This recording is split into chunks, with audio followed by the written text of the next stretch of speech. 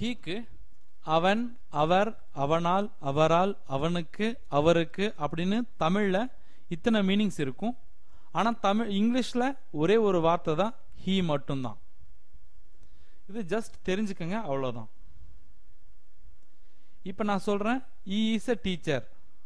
அப்போ அவர் ஒரு ஆசிரியர். இந்த இடத்துல ஹீனா அவர். ஏன்னா நாம அவன் ஒரு ஆசிரியர் அப்படின்னு சொல்ல முடியாது இல்லைங்களா? சோ நாம அவர் ஒரு ஆசிரியர் அப்படின்னு தான் சொல்லுவோம்.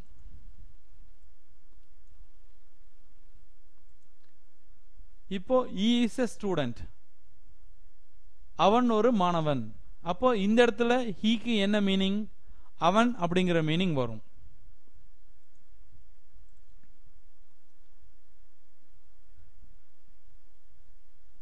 இப்ப நான்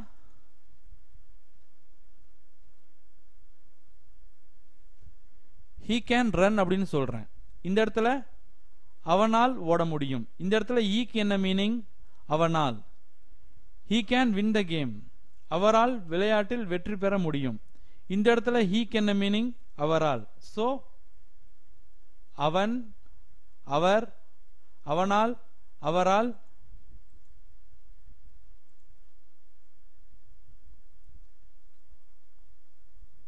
he likes apple னு வரும். நீங்க கன்ஃபியூஸ் பண்ணிக்கீங்க அப்படின்னு சொல்லி தான் he like apple னு போட்டிருக்கோம். he likes apple அப்படிங்கறது எப்படி வருங்கிறத பின்னாடி சொல்றோம். சரிங்களா? ஆக்சுவலா he like apple அப்படிங்கிறது தப்பு. he likes apple னு வரும். அதை பத்தி பின்னாடி பார்க்கலாம். இப்போதைக்கு இந்த சென்டென்ஸ் எடுத்துக்கங்க. he like apple. இந்த இடத்துல அவனுக்கு ஆப்பிள் பிடிக்கும்.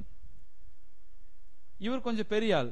இவரை பார்த்து சொன்னானா அவருக்கு ஆப்பிள் பிடிக்கும்னு சொல்லுவோம். ஆனா இங்கிலீஷ் பொறுத்த வரைக்கும் ரெண்டுக்கும் ஒரே மீனிங் தான். he like apple தான். சோ